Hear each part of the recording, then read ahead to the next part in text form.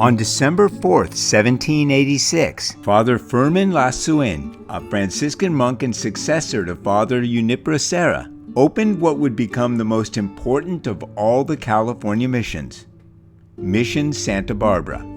Known as the Queen of the Missions, Santa Barbara was the 10th one built by the Spanish and served as the headquarters for an entire system that reached from Loreto and Baja up into Northern California. Because of its importance, it's the only California mission with 2 matching bell towers. While its exterior is unique, inside it's a classic mission design, with a square courtyard surrounded by single-story buildings that served as living quarters. This is where public gatherings, celebrations, and festivals would take place.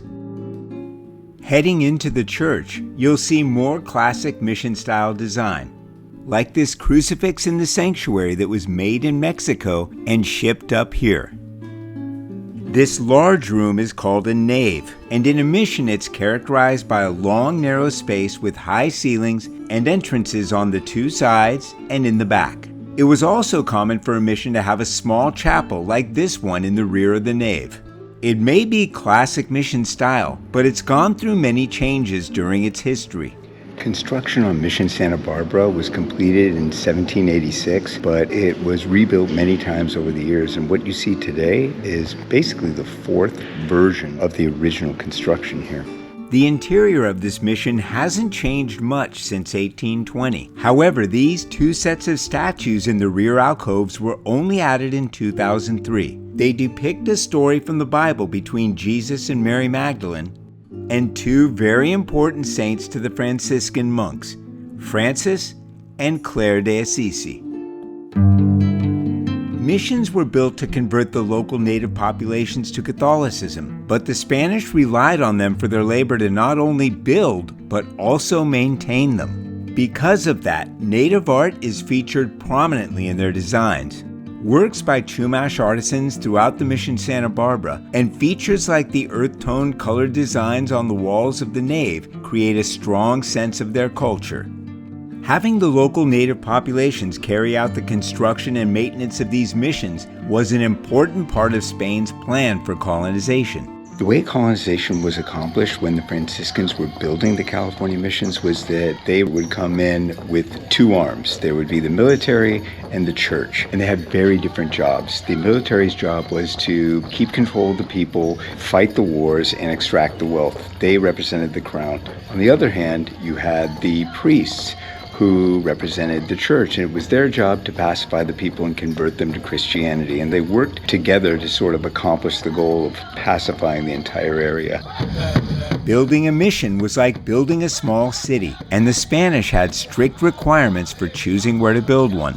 For example, a viable water source that could be diverted, and plenty of space with fertile soil to farm and ranch their massive herd of animals. Hills would be leveled and groves of trees cut down. But the Chumash had spent thousands of years developing a lifestyle that adapted to the environment rather than taming it. And the stresses those Spanish needs put on the environment caused problems for their way of life. No longer having enough water or resources to live properly, many were forced to move to the mission, where life could be hard.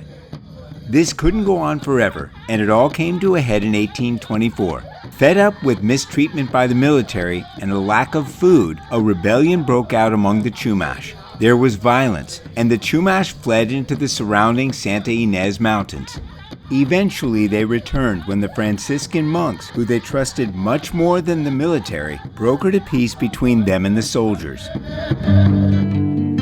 There's a fantastic museum here that goes into detail about this history, and there's all kinds of cool things to check out. More on that later. There are some VIPs, that's very important padres, buried in a crypt beneath this stone in the church. These names go back a long way, but they're not the only people laid to rest here. There's a cemetery behind the church where the true cost of the Chumash colonization is there to see.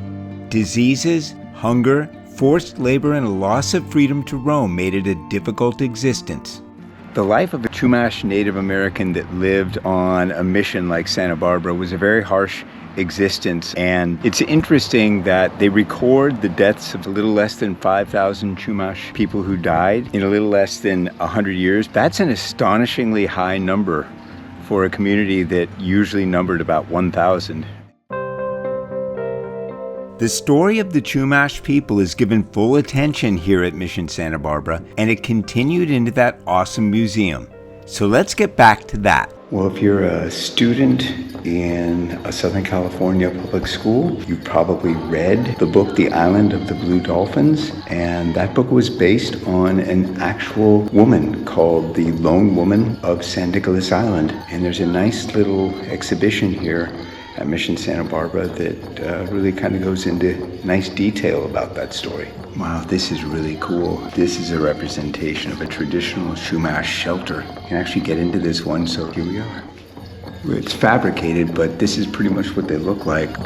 You know, usually in a museum, there's a strict don't touch policy, but this bell is actually, there's a sign here that encourages you to run your hands along it and see what the lettering feels like, so hands on. Mission Santa Barbara is one of only 2 missions still managed by the Franciscan monks, and they put together an impressive collection of native art and relics. You really get a sense of their day-to-day life and the work they did here. There's also Spanish military hardware, and you can see how the conquistadors overmatched natives they came in contact with. Tradition says this altar, built by the Chumash, was the very first one used here. It's painted with their sacred color red and beautifully inlaid with abalone. Just outside in front of the mission is the Lavanderia. It's over 200 years old and looks pretty much exactly like it did when they were doing the laundry here back then. This laundry for the Mission Santa Barbara was completed in 1818, so more than 200 years ago. But in more rural places in some countries today, you'll find community laundry areas that are constructed pretty much exactly the same way. The trough is filled with water, clothes are soaked and laundered, and then the large concrete areas on the side are used to beat and scrub the clothing until they're clean. So it's interesting that you can see people using this same technology even today. This bear sculpture is a replica, but the original is on display in the museum. However, this mountain lion head created by a Chumash artist dates to 1808, making it possibly the oldest publicly displayed sculpture in California.